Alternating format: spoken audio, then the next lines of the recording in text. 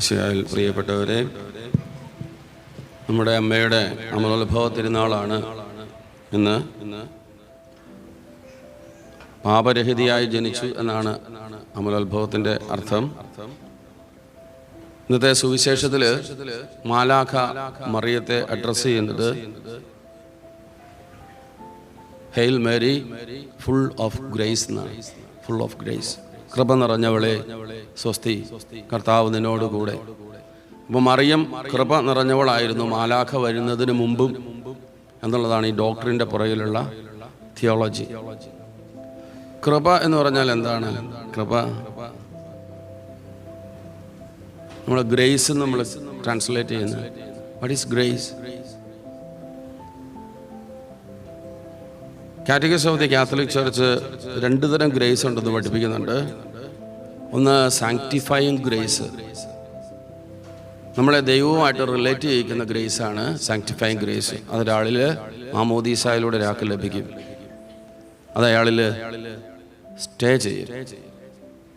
അപ്പോൾ മാമോദീസായിലൂടെ നമ്മൾ ഷെയർ ചെയ്യുന്ന ഡിവൈൻ ലൈഫിൻ്റെ പേരാണ് ഗ്രേസ്, സാങ്ക്ടിഫയിങ് ഗ്രേസ്. നമ്മൾ ഗ്രേവ് ആയിട്ടുള്ളൊരു സിൻ പാപം ചെയ്താൽ ഈ സാങ്ക്ടിഫയിങ് ഗ്രേസ് ഇല്ലാണ്ടാവും. പിന്നെ നമ്മൾ സാക്രമെൻ്റൽ റിസപ്ഷനിലൂടെയാണ് നമ്മൾ ഈ ഗ്രേസിനെ റീഗെയിൻ ചെയ്യുന്നത്. അതുകൊണ്ടാണ് മാരകപാപത്തിൽ മരിക്കുന്ന ഒരാൾക്ക് സ്വർഗത്തിൽ പോകാൻ സാധിക്കില്ല എന്ന് സഭ പഠിപ്പിക്കുന്നത്. അയാൾ ഗ്രേസിലല്ല മരിച്ചത് എന്നുള്ളതാണ് എൻ്റെ അർത്ഥം.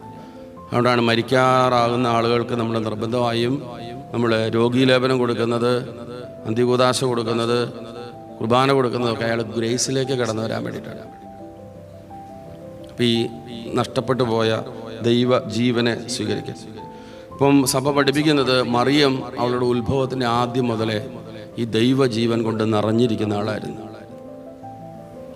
അപ്പോൾ സാങ്ക്ടിഫയിങ് ഗ്രേസ്.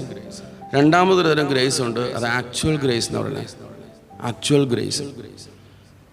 ഗ്രേസ് എന്ന് പറഞ്ഞാൽ ദ പ്രോംപ്റ്റിങ്സ് ഓഫ് ഗോഡാണ്.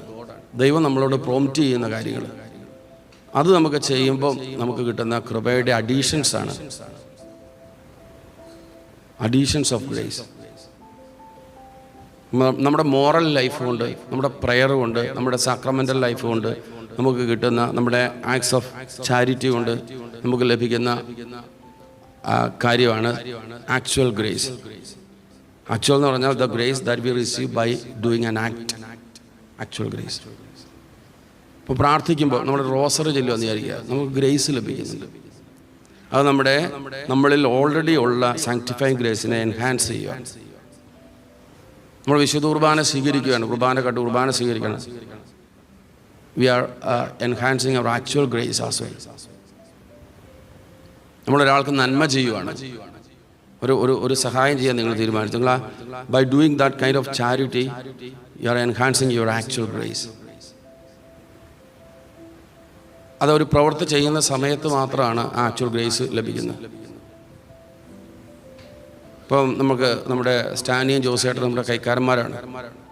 അവർ കൈക്കാരനായിട്ട് പൊതുയോഗം തിരഞ്ഞെടുത്ത് കഴിയുമ്പോൾ കൈക്കാരൻ്റെ ശുശ്രൂഷ ചെയ്യാൻ വേണ്ടി കൈക്കാരനായിരിക്കുന്നിടത്തോളം കാലം അവർക്ക് ദൈവം കൊടുക്കുന്നത് ആക്ച്വൽ ഗ്രേസ് ആണ്. ആ കൈക്കാരൻ്റെ മിനിസ്റ്റർ ചെയ്യാൻ വേണ്ടി കർത്താവ് അവരെ പ്രത്യേകമായിട്ട് സപ്പോർട്ട് ചെയ്യും, പ്രോംപ്റ്റ് ചെയ്യും. അപ്പോൾ അതിൻ്റെ പേരാണ് ആക്ച്വൽ ഗ്രേസ്. അപ്പോൾ കല്യാണം കഴിക്കുന്ന ആളുകൾക്ക് ദാമ്പത്യത്തിൽ വിശ്വസ്തരായി ജീവിക്കാൻ ദൈവം അവരെ സപ്പോർട്ട് ചെയ്യും. അത് ആക്ച്വൽ ഗ്രേസ് ആണ്. അപ്പോൾ ഈ കൃപയിൽ വളരുന്നതിനുള്ള ഒരു വലിയ തടസ്സത്തെക്കുറിച്ചാണ് ഞാനിന്ന് നിങ്ങളോട് പറയാൻ ആഗ്രഹിക്കുന്നത്. അത് നമ്മുടെ ബ്രോക്കൺ റിലേഷൻഷിപ്പാണ്. നമ്മുടെ രക്തബന്ധുക്കളുമായിട്ട് അല്ല നമ്മുടെ കുടുംബത്തിനുള്ളിൽ നമ്മൾ വളരെ ഒരു ബ്രോക്കൺനെസ് നമ്മൾ സൂക്ഷിക്കുന്നുണ്ടെങ്കിൽ നമുക്ക് വിശ്വാസം ഉണ്ടാകാം, പ്രാർത്ഥനയുണ്ടാകാം, പക്ഷെ നമ്മൾ കൃപയിൽ വളരുകയില്ല. നമ്മൾ ശ്രദ്ധിക്കേണ്ട ഒരു മേഖലയെക്കുറിച്ചാണ് വചനം നമ്മളോട് സംസാരിക്കുന്നത്. നമുക്കെല്ലാവർക്കും പരിചയമുള്ള ആളാണ് പഴയ നിയമത്തിലെ യാക്കോബ്. യാക്കോബ് ദൈവത്താൽ ഒരുപാട് അനുഗ്രഹിക്കപ്പെട്ട ഒരാളാണ്.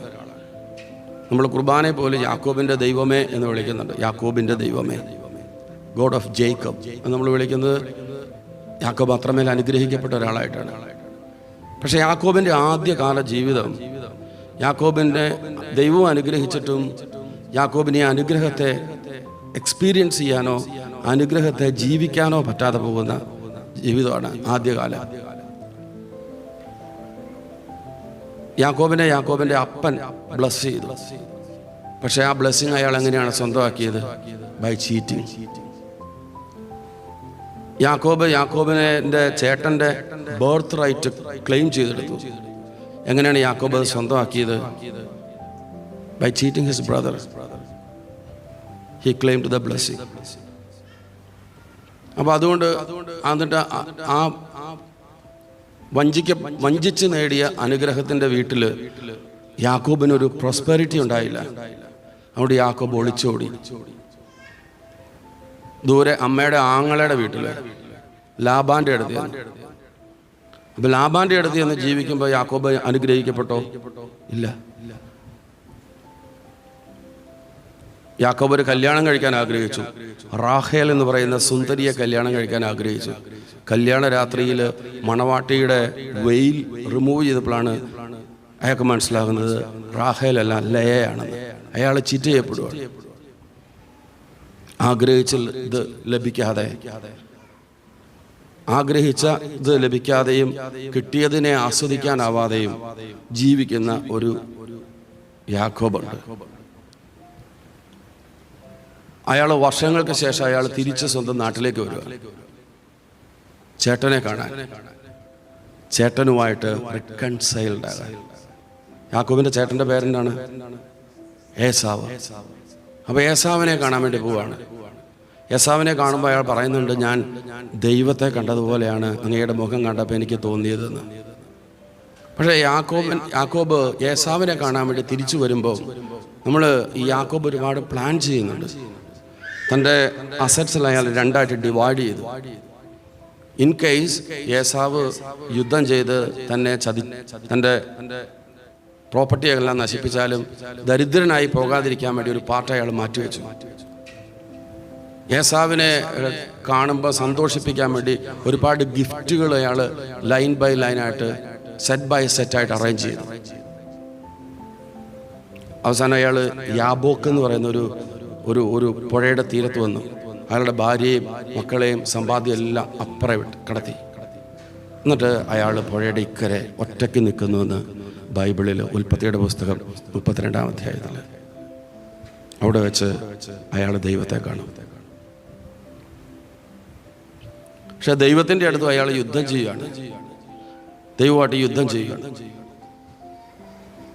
ആ യുദ്ധത്തിൽ ദൈവം യാക്കോബിനെ തോൽപ്പിക്കും. അയാൾ മുഞ്ഞുകുത്തി നിലത്ത് വീണു. അയാളുടെ മുഖം നിലത്ത് പതിഞ്ഞു എന്നാണ് ബൈബിൾ നമ്മൾ വായിക്കുന്നത്.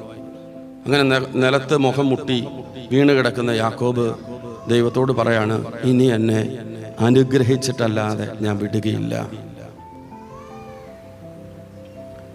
ദൈവം യാക്കോബിനെ അനുഗ്രഹിക്കുന്നൊരു വചനം അതിനകത്തുണ്ട്.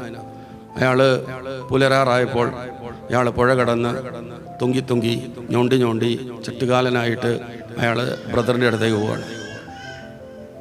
ഇപ്പോൾ ദൈവത്തിൻ്റെ അനുഗ്രഹം മേടിക്കാനായിട്ട് നിൽക്കുന്ന സമയത്ത് ദൈവത്തിൻ്റെ മുഖം കണ്ടിട്ടും ഞാൻ മരിച്ചില്ലല്ലോ എന്ന് അയാൾ പറയുകയാണ്. അത് കഴിഞ്ഞ് പുഴ കടന്ന് സ്വന്തം ബ്രദറിൻ്റെ അടുത്തെത്തുമ്പം ബ്രദറിനോട് പറയാണ്, ഞാൻ നിൻ്റെ മുഖം കാണുമ്പം ദൈവത്തിൻ്റെ മുഖം കണ്ടാലെന്ന പോലെയാണ്. അതിനുശേഷമാണ് യാക്കോബ് അനുഗ്രഹിക്കപ്പെടുന്നത്. യാക്കോബ് ഇസ്രായേൽ എന്ന പേര് സ്വീകരിക്കുന്നത് അയാൾ സഹോദരനുമായി രമ്യപ്പെടാനായിട്ട് പോകുന്ന മൊമെൻറ്റിലാണ്. അപ്പോൾ നമ്മുടെ ബ്ലഡ് റിലേഷനകത്ത് നമ്മൾ കീപ്പ് ചെയ്യുന്ന ബ്രോക്കൺനെസ്, നമ്മുടെ റിലേഷൻഷിപ്പിലെ തകർച്ചകൾ ഗ്രേസിൽ ജീവിക്കാൻ നമ്മളെ തടയും എന്ന് ബൈബിൾ നമ്മളെ പഠിപ്പിക്കുകയാണ്. അതിന് എന്താ ചെയ്യേണ്ടതെന്നും ഈ ഉൽപ്പത്തിയുടെ പുസ്തകം 32-ാം അധ്യായത്തിലുണ്ട്. ദൈവത്തിൻ്റെ മുമ്പിൽ ഒറ്റയ്ക്ക് നിൽക്കണം. ദൈവത്തിൻ്റെ മുമ്പിൽ ഒറ്റയ്ക്ക് നിൽക്കണം. എല്ലാ വൾണറബിലിറ്റിയോടും കൂടി നിൽക്കണം. ദൈവമേ, എനിക്കെൻ്റെ ബ്രദറിനോട്, എനിക്കെൻ്റെ വൈഫിനോട്, എനിക്കെൻ്റെ മകനോട് ക്ഷമിക്കാൻ പറ്റുന്നില്ല. അതാണ് ദൈവമായിട്ടുള്ള മൽപ്പിടുത്തം. അതാണ് that's A wrestling with God. എൻ്റെ തന്നെ ആന്തരികതയിൽ ഞാൻ അനുഭവിക്കുന്ന എൻ്റെ റിലേഷൻഷിപ്പിലെ ബ്രോക്കൺനെസ് ആണ് റെസ്ലിംഗ്. അപ്പോൾ ദൈവത്തിൻ്റെ മുമ്പിൽ നമ്മളെ തന്നെ കംപ്ലീറ്റ് ആയിട്ട് നമ്മുടെ ബ്രോക്കൺനെസ്സിനെ ഷെയർ ചെയ്ത് കഴിയുമ്പം നമുക്ക് ക്ഷമിക്കാനും എൻഗേജ് ചെയ്യാനും ഒരുമിച്ച് ചേരാനുമുള്ള ഒരു കൃപ കിട്ടും. ആ കൃപയിൽ ഗ്രേസ് ഭയങ്കര ശക്തമാകും. അതുകൊണ്ട് ഉള്ളിലുണ്ടാകുന്ന ചെറിയ ചെറിയ പിണക്കങ്ങളൊന്നും വലിയ പിണക്കങ്ങളായിട്ട് ആരും കൊണ്ടു നടക്കരുത്. സഹോദരങ്ങൾ തമ്മിലുള്ള ചെറിയ ചെറിയ ഇഷ്ടക്കേടുകൾ, ചിലപ്പോൾ ചില വഞ്ചനകൾ, ചിലപ്പോൾ ചില പിടിച്ചെടുക്കലുകൾ, ഇതൊന്നും നമ്മൾ കൊണ്ടു നടക്കരുത്. രമ്യപ്പെടണം. നിങ്ങൾ ക്രിസ്മസിന് ഒത്തിരി പേര് നാട്ടിൽ പോകും, നിങ്ങളുടെ റിലേറ്റീവ്സിനെയൊക്കെ കാണും. ഏതെങ്കിലും തരത്തിലുള്ള പിണക്കങ്ങൾ പാരൻസിനോടോ സിബ്ലിങ്സിനോടോ അല്ലെങ്കിൽ ഇൻലോസിനോടോ ഒക്കെ സൂക്ഷിക്കുന്നുണ്ടെങ്കിൽ അതെല്ലാം ഈ ദൈവത്തിൻ്റെ മുമ്പിൽ ക്ഷമ പറഞ്ഞ് അവരോട് അനുരഞ്ജനപ്പെട്ട് നമുക്ക് കൃപയിൽ വളരാം. കൃപാവരത്തിൻ്റെ പരിശുദ്ധ അമ്മ നമ്മളെ അനുഗ്രഹിക്കട്ടെ. പിതാവിൻ്റെയും പുത്രൻ്റെയും പരിശുദ്ധാത്മാവിൻ്റെയും നാമത്തിൽ ആമേൻ.